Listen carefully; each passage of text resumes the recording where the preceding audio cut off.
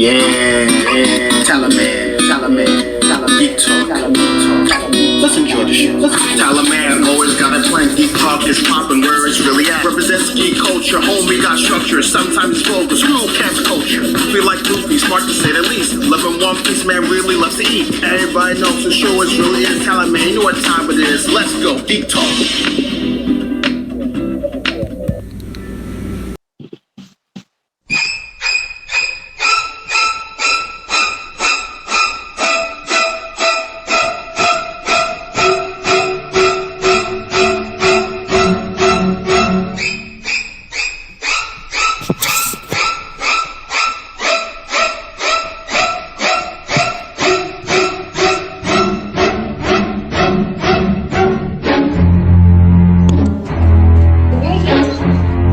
Yes, I'm working. You gotta close the door, son. I can't come in.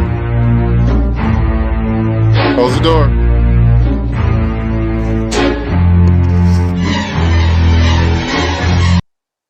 Hello and welcome. We got another episode of Geek Talk with Tyler.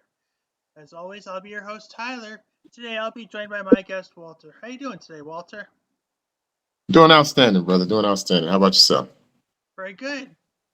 Welcome and joining us for another spectacular Halloween-themed episode as we dive into the world of slashers. Before we dive into that topic, would you like to introduce yourself, what you're currently working on, where people can reach out to you, what you've been in, etc., etc.? Yes. So my name is Walter J. Buck. I'm writer, director, and creator of a short film called Pure Evil. It should be on YouTube, I believe. If I'm not mistaken. I think it's YouTube. I have to ask the producers again. On the 31st for a single day release. I am also an actor, and I've worked on films as like Blue Beetle, Reptile with Justin Timberlake and Benicio del Toro, Creed with Michael B. Jordan, and various other commercials and music videos. And currently in the process and the pre-production of Pure Evil 2. And you can find me on Instagram and Facebook as Walter J. Buck. Terrific. By the way, who's that little kid in the background? That was my son. He's 4 years old. He wanted to make an obligatory cameo? He's always trying to find his way into something. Yeah, that's a for little sure. future Stan Lee going on there. Yeah, Always got to appear in something. that's right. That's him. Now, slashers are, I would say, compared to other forms of cinematic media, are a more, what would you call them, a more recent genre? Being born in 79, no. I think slasher is a genre that's been around for many, many centuries. I mean, you got to think of the classics: Michael Myers, Freddy, Jason. You have a lot of classics, that are considered in the slasher genre. So I don't think it's a new form of genre. Well, no, I mean, comparatively speaking, like the Wizard of Oz would be considered the first fantasy story. That's true. Or at least one of. Or the Three Stooges would be one of the first comedic forms of cinema. Mm-hmm. Or even Casablanca would be like, I would say, romance or drama? Or right. Yeah, I think it's just a form of... I'm not sure if that's a word. Right. I think it's a form of genre that is making its way back, but I don't think it's a new genre. I don't. Making its way back. Well, do you believe that there was a time in which it receded, so to speak? I would say after the 90s. I think a lot of that slasher stuff died after the 90s. I mean, they're trying to revamp it with, the newer versions of the new movies like Scream and Saw, for instance. But then again, is Saw a slasher, or is it a psychological? Is it a detective movie? But yeah, I think with Scream continuing, I think that's kind of bringing back the slasher genre. Continuing, or is it getting a reboot? I think because it's like, what is it, Scream 6 or Scream 7? Is it? Well, I think it's... times can you scream? Well, yeah, that's true. That's a good one. Yeah, I don't know. I think they're trying to bring it back because I feel like it died after the 90s. You had your what is it called?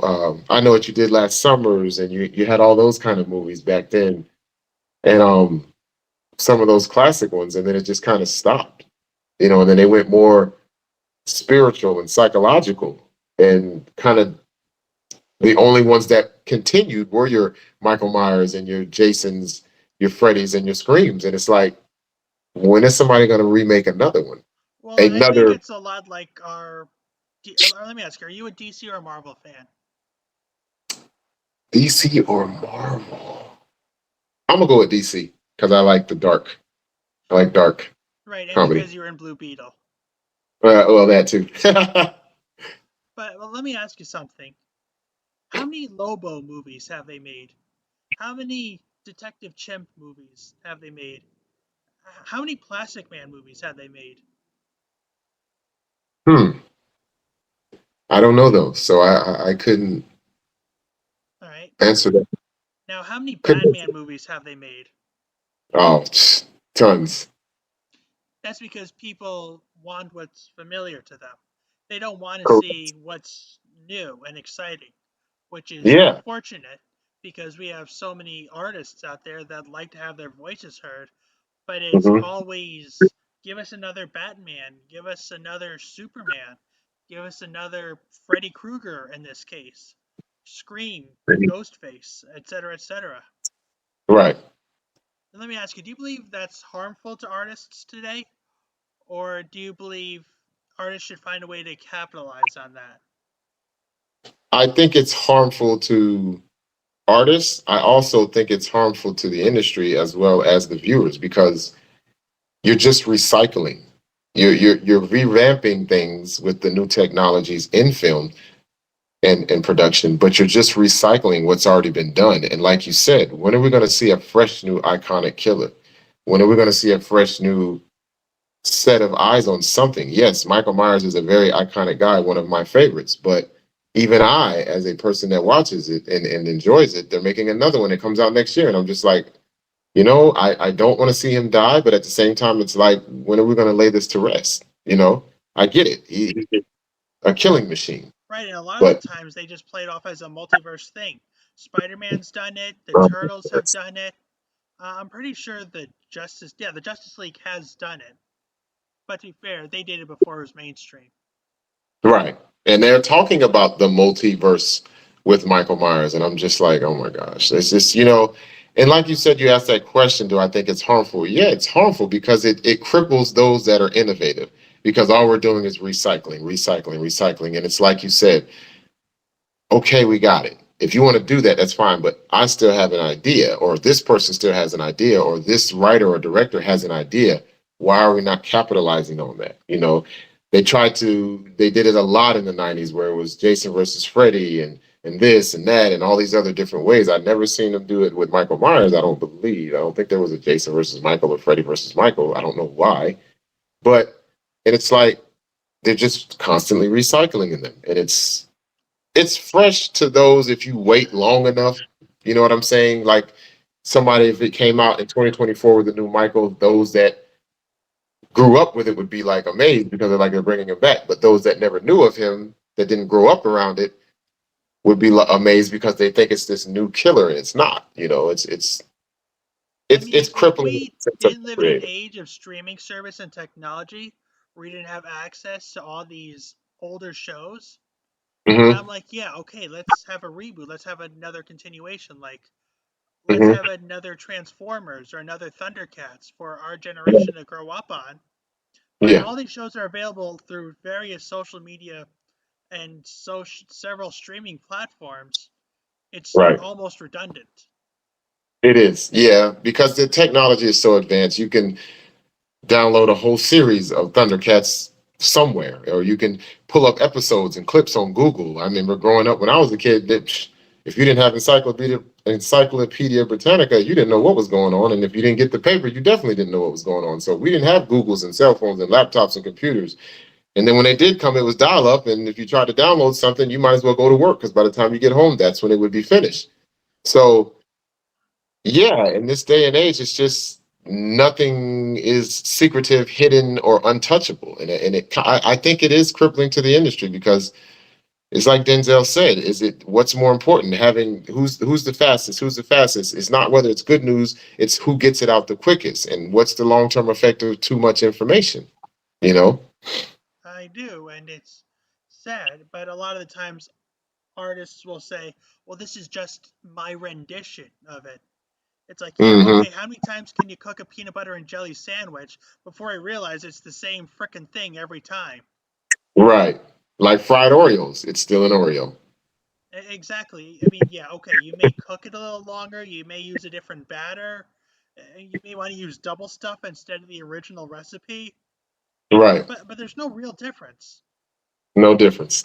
And Still an Oreo. as a businessman, I do respect them for capitalizing on it, but as an artist and as someone who has published a book, it does kind of annoy me. Yeah. It's at that point, like you said. How many more times can we show Michael Myers the killing machine? I mean, I get it. He's unstoppable. We all got it. Let's move on. Make another version. Make another type of Michael Myers. I don't care, but I guess that's what they're doing with the multiverse. But it just kind of shows the lack of creativity, if you will. Um, but then again, you question: is it a lack of creativity, or are they inhibiting those that are creative because they just don't like their idea? It's a very good point, but a lot of times when you do a reboot, remake, whatever you want to call it, as long Hmm. as you pay homage to the source material, you should be fine. Like, can you? The Exactly. only other time I can think of people getting away with having a Batman that's not Bruce Wayne is in Hmm. the Flashpoint paradox, where Bruce Wayne was killed and his mom became Joker and his dad became Batman. Oh wow, But other I've never than seen that, that. it's actually on Max, formerly HBO Okay. Max. Okay. Strongly recommended.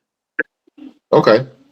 Basically, Barry Allen, the Flash, tries to go back and saves his mom, but well, you step on a what you call it? What was that old saying?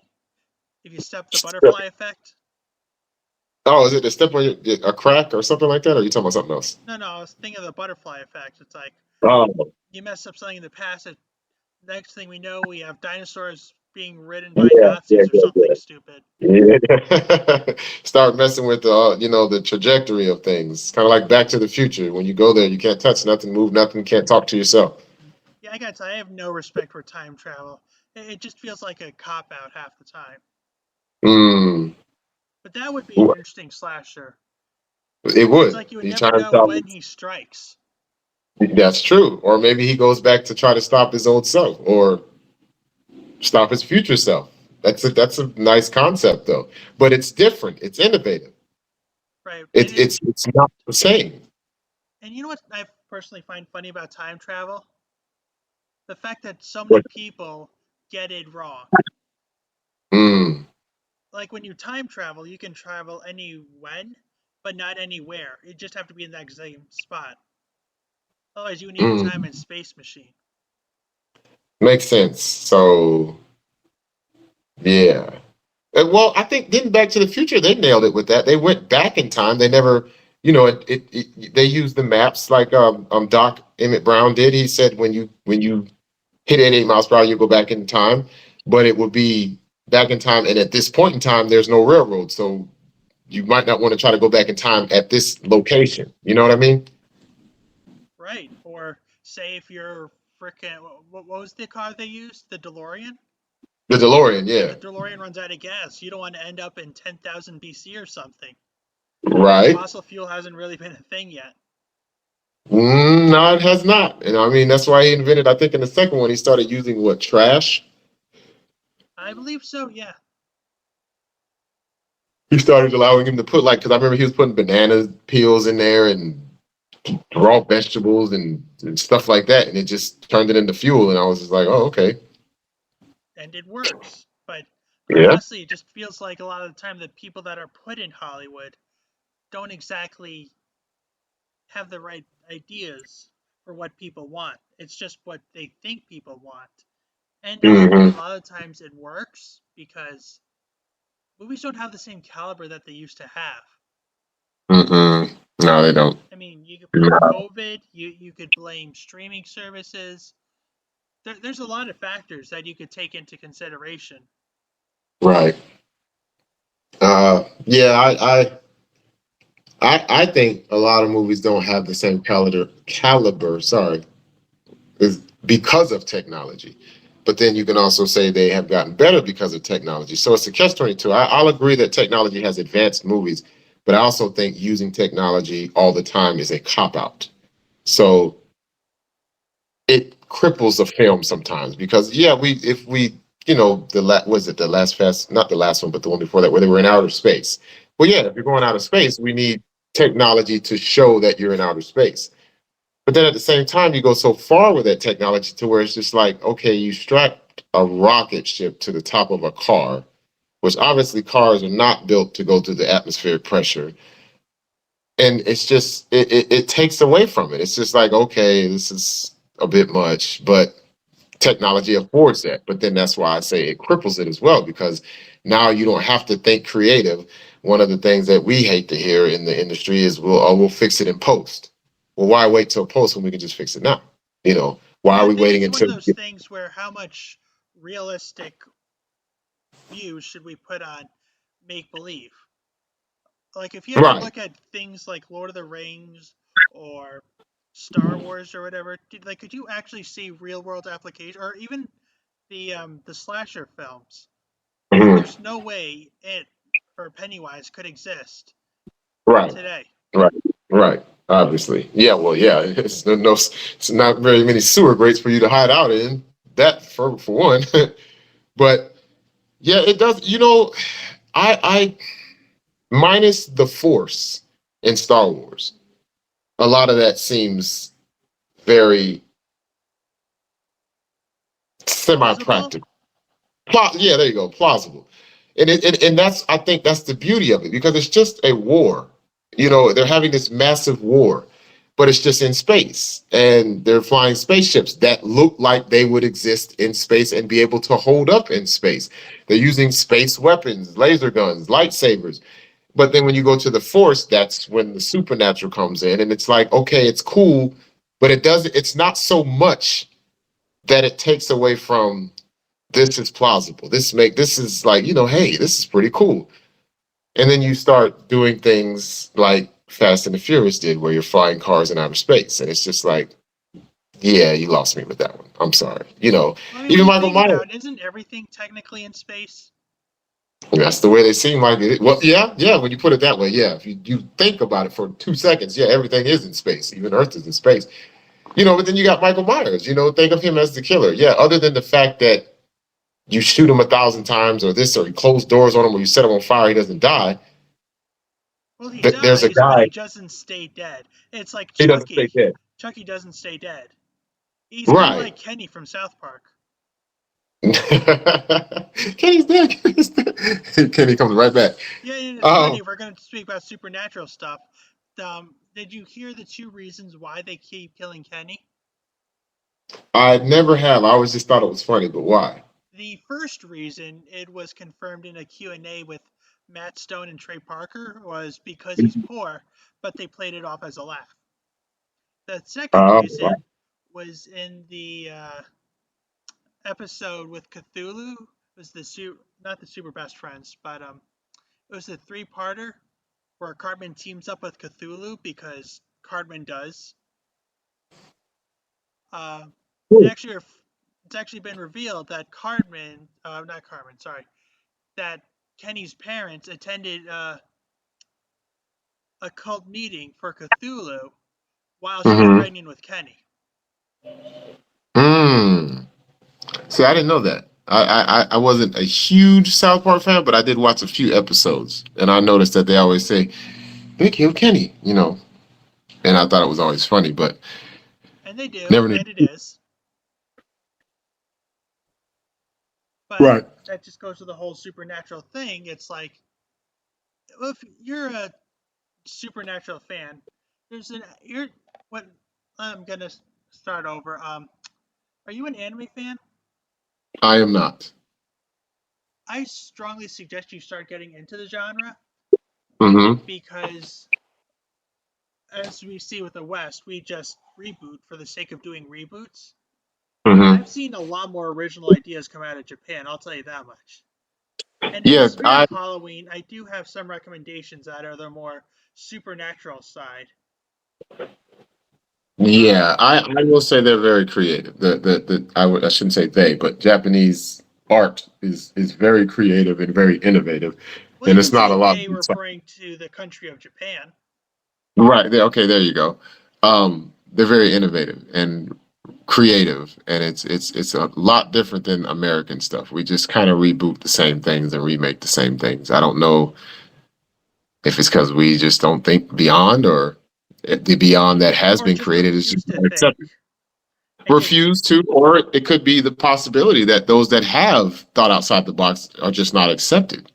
You know, it could be that part too, because I do believe that somebody somewhere has come up with something past the basics of Michael or Freddie or whatever, and maybe it just wasn't perceived or received well, and they shot it down. So they whatever, and then right now I feel like we're in the era of a lot of psychological, spiritual stuff. They're making a lot of movies like that, like Talk to Me. That's Hereditary, and bringing back or the new Insidious, or a lot of that is just the supernatural, and I think that's what is happening right now. A lot of people are gravitating towards that genre for some reason, and I'm not sure why.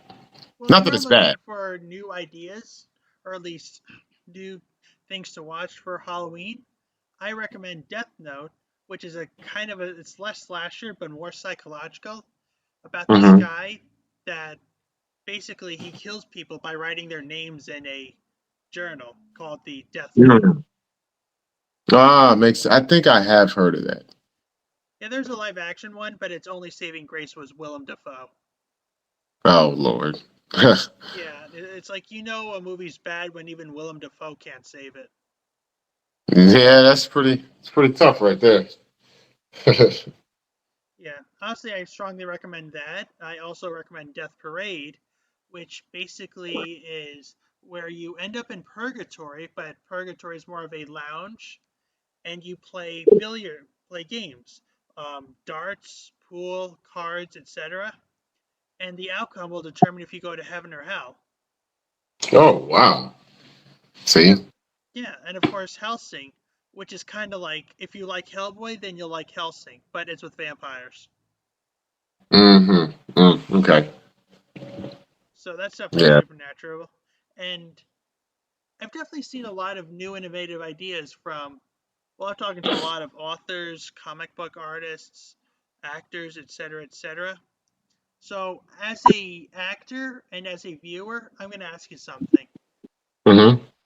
Do you believe slashers only pander to bloodlust individuals, or do you believe that there's some sort of psychological force woven into them? That's nice. That's a nice question. Do I believe that there's a psychological force? Yes, because we as humans know that if I shoot you, you're dead. The fact that I can do that in a horror film or a slasher film, I should say, and that person doesn't die elevates the level of fear, because it's like, now we think, how do I kill this person? How do we, or this thing, or this figure, you know?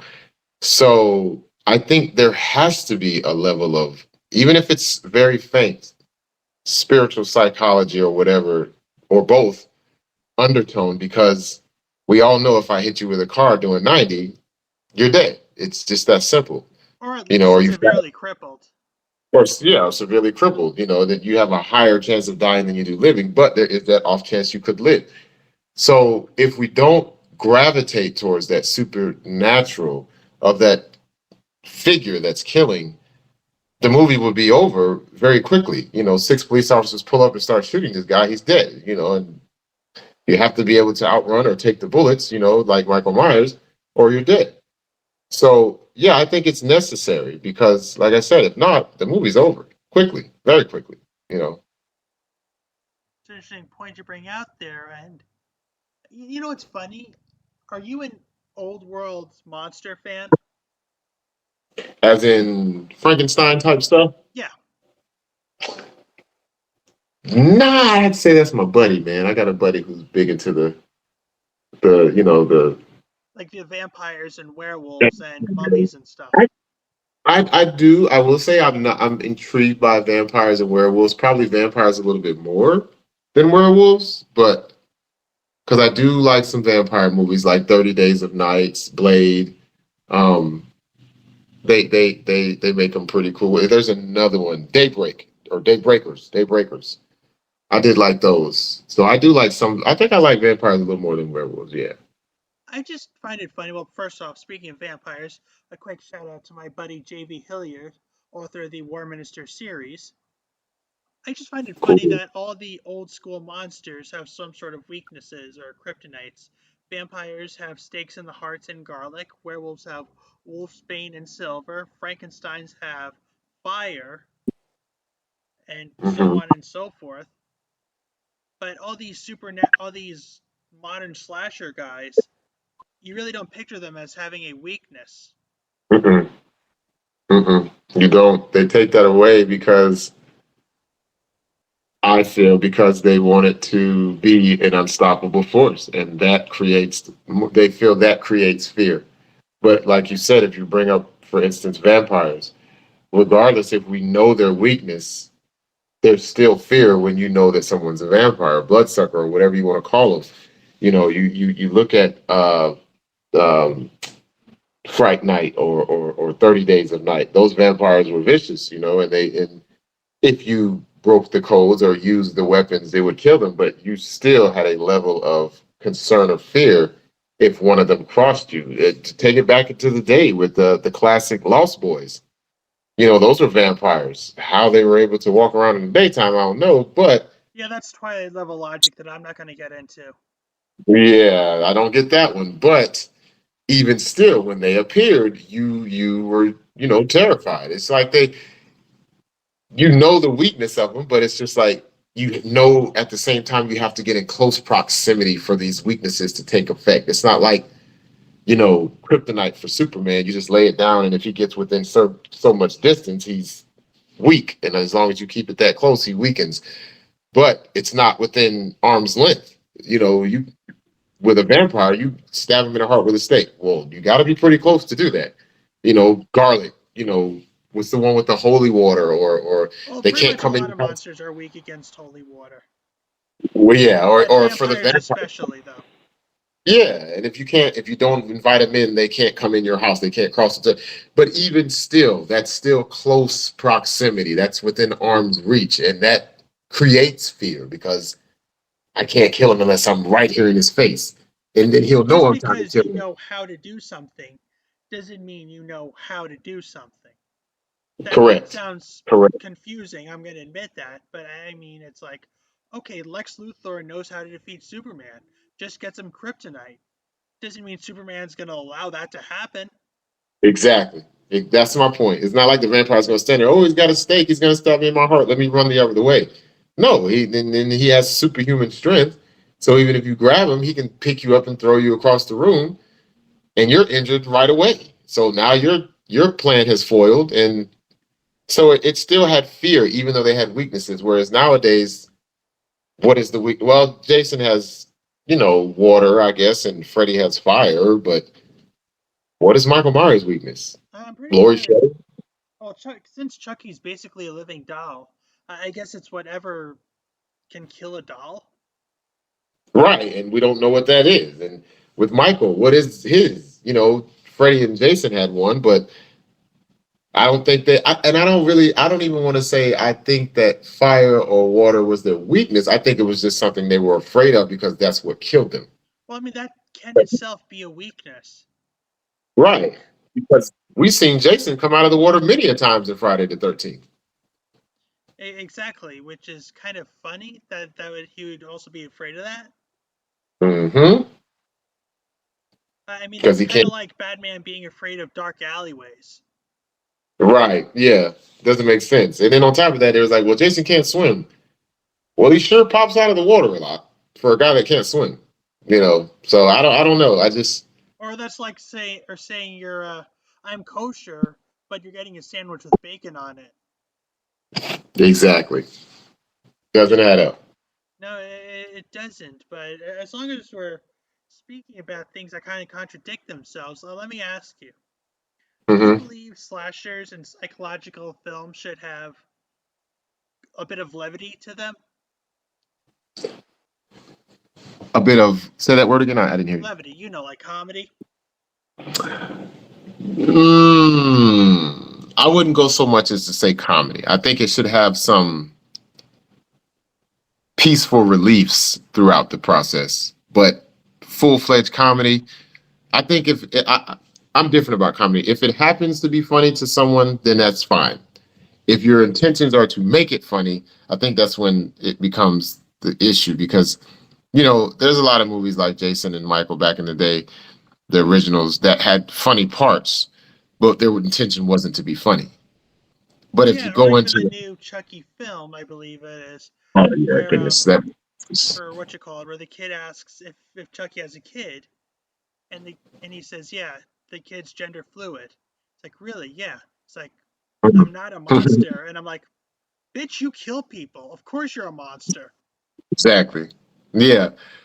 So to have it in there is fine if it's an accidental comedic relief, but to purposely throw it in there, I think, is where you tend to make things a little lighthearted. And yes, we need that lighthearted moment after a massive killing scene. You need to bring the audience back down so they can process what they just saw, and then after they process it, we ramp it back up again, and then we bring it back down, and we go. You need that process. I get it. But to purposely try to make it a comedy and let you're making like scary movie or whatever those things are called, which I Yeah, do the not scary care. movies one, they're basically parody, and I'm I not gonna don't like lie, I any of still do enjoy them, but probably it. because I Really. grew up on them. I Yeah, mean, mainly one and two. They stopped getting funny after like three and four, and so on. yeah. I always felt like they make them in their comedic.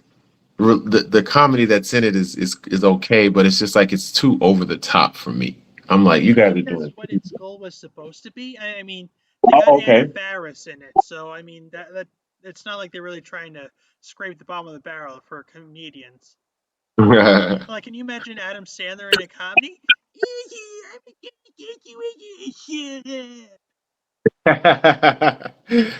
Yeah, that probably wouldn't go over too well. No, But but it's like Adam Sandler is Freddy Krueger, and then check out all of his friends as the other monsters. right, It's like Hotel Transylvania, but with slasher characters. exactly. Yeah, that would definitely change the dynamic for sure. No, but we're talking about the age of technology. We have spoken about that. Do you believe the movies that were made back then can be made today? Or do you think they need to be adapted to match the times? I think well, of course they can be. I think we have enough technology, which it sucks to say that, to remake what was done. But I think you won't get the same feeling that you would have received, say, in the '80s or the '90s when it originally or that style of movie came out. Like I still watch the classic old ones from the '80s and '90s. Like well, I said it once. I know what you did last summer. I like that. I like that it's not a bunch of green screens. I like that it's not a bunch of computerized stuff that's being done to bring the same nostalgia of fear and excitement or scare into the movie. I like that it's just this guy and they're trying to catch him, but they can't seem. I like that. I enjoy that. You know, those type. And yes, you can make them, but they tend to just like the newest Scream. The actors were great. The girl that played Wednesday, I can't think of her name. She's in it. Did a great job. All of that's great, but at the same time, it doesn't have the same feel as the original Scream. Why? Because there's too much technology into it. It's too much stuff added to it, and it takes away that original gritty feeling of, this was shot obviously within a budget in a way that, hey, we got to get this take right, or we got to do it again until we get it right. Not, well, we'll just go fix it on the computer screen. Nah, sometimes that I think that steals the joy away, or the nostalgic feeling of that classic feel away. Well, you're not wrong about that, and I'm honestly going to apply that to animation for a bit. Um, Here's a fun fact for you. I'm going to give you a couple of Disney facts, the classic animated films, not the live action fuck yous that Mhm. we're forced to sit through. Did you know that the very first 3D animation Disney ever put out was The Great Mouse Detective? Hmm. It was specifically in the scene where Basil fights Radcliffe. Sorry, I'm mixing my characters. Professor Radigan and Big Ben. All those clocks, all those gears in there. Hmm. That was the very first time Disney has ever used 3D animation. Hmm. And in Beauty and the Beast, I personally think that movie has a lot of plot holes. I'm not going to get into that. Feel free to Hmm. check in my plot hole episode. Quick shout out to my co host, Mr. C, on that. It was the very first film to have 360-degree motion. Both of these factors are taken for granted nowadays. It's like I show my niece this stuff and she really seems unfazed by it because it just comes naturally to her. Hmm. And as long as we're on the topic of animation, do you believe animation can deliver psychological or thrillers or slashers well as live action can? Mm. That's a good one. I think it. Uh, I'll say for me, no, not for me, because no matter how much you try to make it scary, I still see a cartoon or an animated cartoon, and that makes it hard for me to feel any tangible feeling to what I'm watching because they're not real human beings. It's obviously an animated, you know, object or person or whatever. So it's hard for me to, like, I watched one of the Resident Evils that was animated or whatever, and it was good, but you're not gonna frighten me because it's a cartoon. Now the music can still be eerie and petrifying or scary, but Well, the as far as sound the score cart, makes up a good portion of whatever film you're in. Whether it's Danny mm-hmm, Elfman with the Batman movies or Howard Shore in mm-hmm, the Lord of the Rings films, mm-hmm, they've they've all delivered it justice. And even Psycho, that little clip I brought, big game changer for the slasher industry. In fact, it might have easily been the very first slasher, but don't quote me on that. yeah, yeah. I don't know. I just for me, I know the music is definitely because I remember telling some people one time, if you're scared, just turn the sound off. And they're like, "What is that going to do?" Well, because that's what gives you a lot of the creepiness and the eeriness. If you're just watching it on the screen, you don't hear anything, you don't see anything. You see it, but you don't hear anything. It kind of takes away from it. So just turn it off, turn the volume down. I mean, we may as well go back to silent films. That would be with the words on the screen, like in what is it, the 30s or the 40s or whatever it was when they I had think it was the they showed this 20s. Disney maybe, started yeah. doing, started making films in the 30s and 40s. So it was that back then when they show the scene of what's happening and then they show the people talking and then the next scene is the words that they said. And then they did it again on the next scene and then they show the scene with the words of what they just said. Yeah, can you I thought that picture was that happening with Freddy Krueger? oh goodness gracious, we'd be here forever. Yeah, it really would be. It's what was really Freddy Krueger's MO? He just kills people when they sleep. Think the MO was he felt like he was unjustly murdered for crimes that he fights to say that he did not commit. And now he's coming back to get the people that did this to him and their offspring. He's terrorizing that street because that street is the street that decided to set him on fire and kill him for what they accused him of doing. And he says he didn't do. So it's enjoyable. I mean, why in your dreams? I guess because he's dead. That's the only way he can get to you. You know, so hey, whatever works. You know, and it was a good. That was one of the other ones that I was really petrified of as a kid was that one in Michael. And I always thought that Freddy was very innovative because what better way to scare people by telling them if you go to sleep, that's when he will find you, and you know you have to go to sleep. You know, so I've always been very interested and thought that that was very innovative to come up with a killer that only gets you when you go to sleep. If you're not asleep, he's good. He doesn't bother you. As soon as you fall asleep, here he comes, you know. And to me, that was very smart to create something like that because when you leave, you're going home and thinking, oh my gosh, I don't want to go to sleep. Why? Because I'm going to see Freddy and he's going to kill me. You know, I thought that was super smart, whoever came up with that. I can't remember who it was. Well, I think it's one of those moments where the the creation is more famous than the creator. Mm-hmm. Like if you talk to somebody on the street, I can guarantee you that more people will know who Scooby Doo is than Frank Welker is. And that's because he's been given as the voice of Scooby Doo for, well, since Scooby Doo was a thing. Right. It's kind of like the Tony the Tiger guy. Exactly. That's another case in point. I will say one thing about slashers. They're definitely a seasonal thing. Like, you wouldn't see Mm-hmm. anybody renting Halloween or Friday the 13th in the middle of August. Not August, in frickin' January, would you? No, not really, unless you're just a serious Michael Myers fan. But even then, you're still probably not renting it or buying it then because you it's not that time of year. You know, it's not that time of the season. I will say that I think slashers are a seasonal thing. Horror, not so much. The genre of horror, even some of the, you know, if you just encapsulate all of horror, I don't think it's seasonal.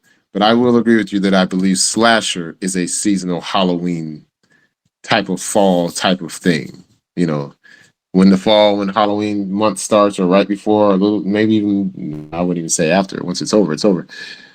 They start bringing back the classic. Like they had a Halloween marathon the other day, and I'm sure they're going to do. I remember as a kid growing up during that time, the week of Halloween, you could watch all the Friday the 13th all week long, and Freddy's, and it just that was what was on TV.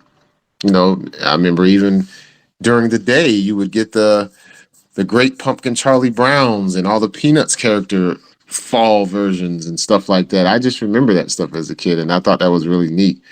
You know, and then you get to Halloween and it's ready to go trick or treating, and then all the kids come out in their princess outfits and their Transformers or their superhero outfits, and I'm like, I'm looking for monsters and goblins, you know, and it's like this is not Halloween. I'm not trying to be a Yeah, I'll admit that the costumes have gone fluffier as the yeah. years have progressed. Hmm. I So guess people are just more sensitive or just more into cosplaying than they used to be. yeah, and they have the conventions a lot, you know, and the guys or gals that go to those, you know, they're more into the being this and being that. But you know, and then you have your creepy cons, which I went to this year. Uh, I can't say I've ever you been. know, How is it? And more importantly, what is it for those of us that haven't heard of it? creepy con is kind of like a convention, like any other of the what did we just name the where you just said it. I'm sorry. Cosplaying? Cosplay, and you know, shout out to my man Matt Scott at Von Grimm Productions. He created my mask on my film. He got me a ticket to get in, and I got to sit at his booth. And it's just really a what we call back home a flea market or a swap meet for horror fans. They're selling masks. They have shows. They have acrobatic things going on. A bunch of vendors there. You know, they're selling their creations, their masks, their drawings, their paintings, their products, their figurines, and it's all based around horror and things of that nature. So um it was interesting because I got to bring my version of Pure Evil, the mask killer, to the event, and he let me showcase it. Plus, he made the mask, so it made it even better. True, and we're talking about scary and the whole thought process behind it. Hmm. I mean, we're gonna tie back to Disney. When we had Disney films, they were just evil just for the sake of being evil, but now we got to give them a more sympathetic side to them. Do you really believe that it should be applied to your Freddy Kruegers, your Jasons, your Chuckies? The sympathetic side. Yeah, Um, or at least a backstory to explain why they do what they do. yeah, I think you have to show some sympathy to the character because you have to be able to connect with that person. You know, if you just have something coming out killing people and you never find out the reasons why, or you never find out what that person, that entity or figure or spiritual being or creature or whatever is after, or their reason for why they're doing what they're doing, it just kind of leaves a blank space. And then now you spend more time wanting them to die than you do trying to understand what they're doing or why they're doing what they're doing. You know, I'm not saying that they have a right to do it, but it's it definitely helps connect the character to the killer, so to speak. It does, and I think it's like what it's also a good comparison, if I may. We have our Hmm. Jack Nicholson Joker, who just Hmm. spread chaos just for the sheer sake of spreading chaos. Hmm. Half the time he didn't know what he was going to do. And Hmm. then there we got our Heath Ledger Joker, who spread chaos with a reason. But if there's a reason Hmm. behind it, can you call it chaos? It's a good question. Can you call it chaos if there's a reason behind it? Some may call it justice. Some may call it vengeance. You know, who knows? But is it chaos because I have a reason why I'm doing what I'm doing? You know, I does mean, that make it chaos is okay? like a joke. If you and this sounds a little morbid, but hear me out. Hmm. If you explain it, it kind of loses meaning. Right. If you have to explain the chaos, yeah, it kind of does lose the meaning of chaos because chaos has a meaning behind it, and I can't quote verbatim what that means, but we all know what chaos is, and if you're explaining it, then it's not chaos. Now it sounds like, planning. Exactly. Takes away from it. Makes sense. Which is why, as far as live action Jokers go, I am a Jack Nicholson fan. But as Hmm. overall Jokers go, I am a diehard Mark Hamill fan. Mark Hamill, yeah. I like Jack Nicholson a lot. I think he was probably next to Heath Ledger. Well, I can't compare them two because they're two different types of Jokers. Well, Joker's very funny. You can get a Hmm. thousand people to play Joker, and a lot of them will, and they will never be the same Joker because he's just Hmm. that insane and crazy of a character. Hmm. Hmm. Hmm. But it's funny, with each passage of time, one took something from the previous Joker. Jack Nicholson took something from Cesar Romero. Mark Hamill took something from Jack Nicholson. Hmm. Heath Ledger took something from Mark Hamill. I'm not going to acknowledge the Suicide Squad one because I won't. Joaquin Phoenix took something from Heath Ledger. So it's kind of like a legacy thing. Hmm.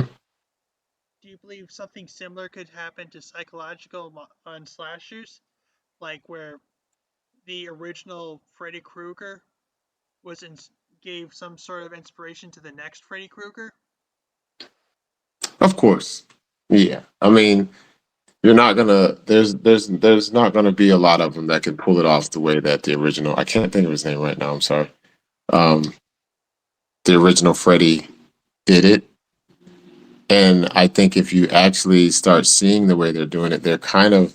It's almost like the Freddy has got sort of a Joker in him, and it's becoming comical with his character, and it's like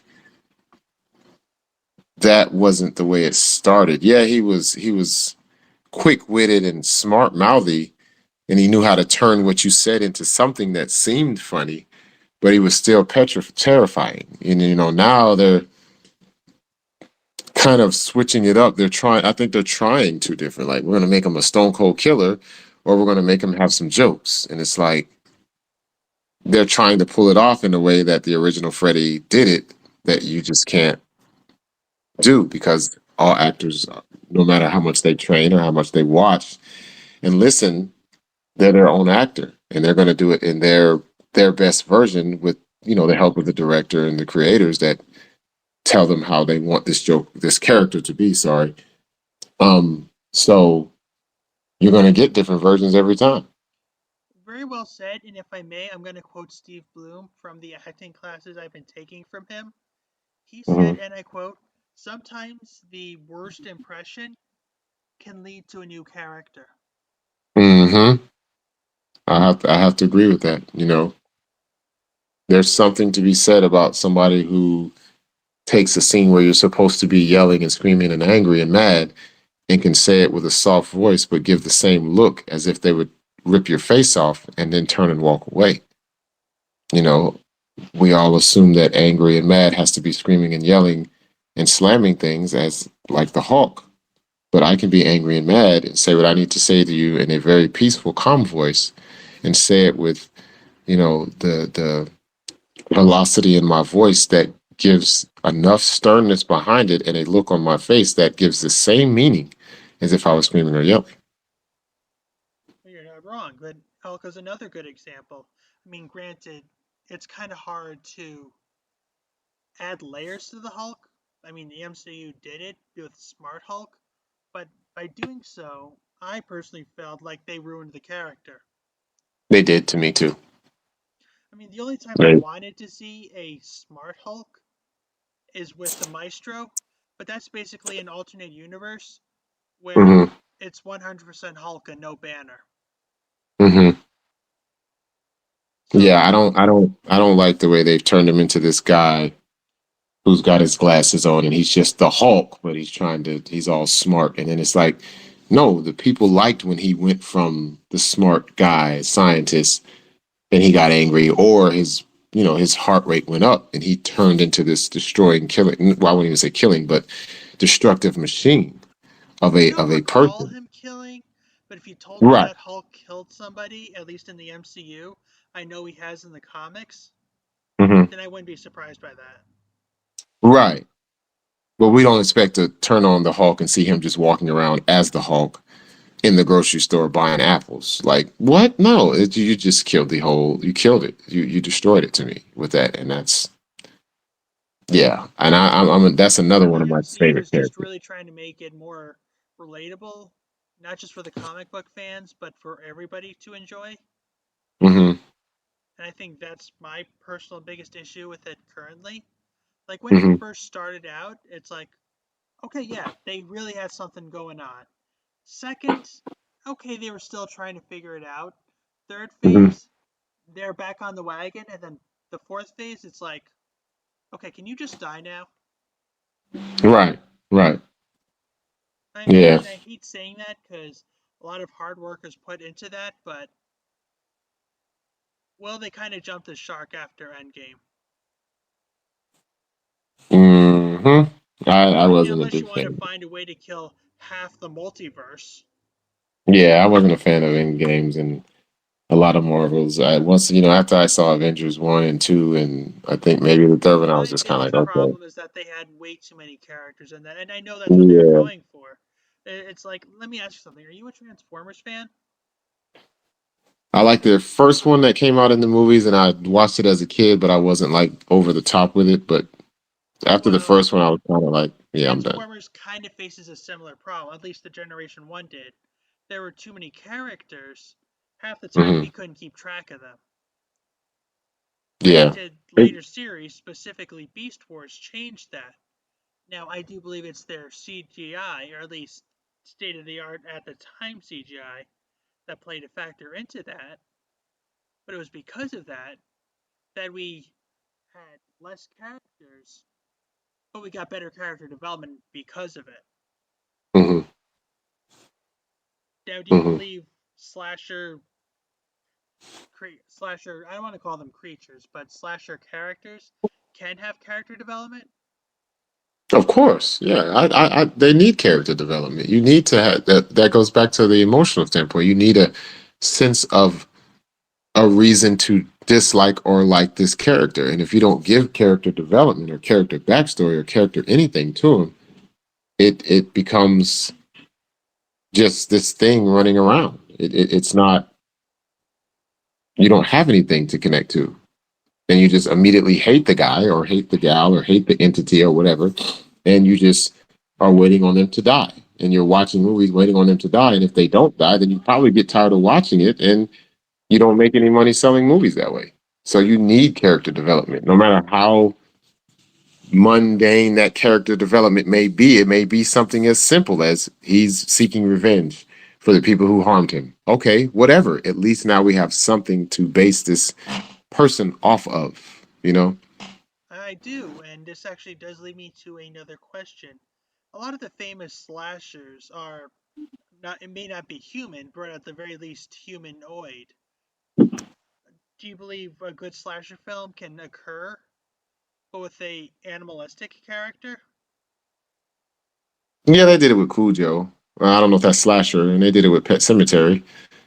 But Well, I mean, would you count Jaws as a slasher or Lake Placid? yeah, I think those kind of limit things though. Because when you start using animals, especially Jaws and Lake Placid, you kind of limit to where you have to be to get attacked by it, and then until you start making stuff like Sharknado and all that stuff. But Yeah, when that's it a comes to stoner movie. Let's just call that what yeah, it is. right. But when you start using animals, I mean, unless that animal is, like I said, like a dog, Cujo, or Pet Cemetery, you had to bring them back to life. But that was neat though, because you brought back your animal, but it just wasn't the same one. Um, it gets a little strange because now, unless you're using like, you know, what is that movie called? The Ghost in the Darkness, where you're facing lions or Jaws, for instance, even though you're in one location, you're facing animals that you can physically manhandle, then it becomes kind of like Chucky when you watch it. We have to, a lot of people forget that he has the spirit of Charles Lee Ray in him. So he's a small doll, but with the strength of a grown man. So, but even still, you just have that mindset of, oh man, it's a doll. Just kick it out of the way and run it over.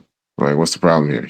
But you have to, yeah, when it comes to animals, that changes the dynamic. I'm not really big on a lot of animalistic horror movies, but I will say I did like Jaws. I did like the original the Pet Cemeteries.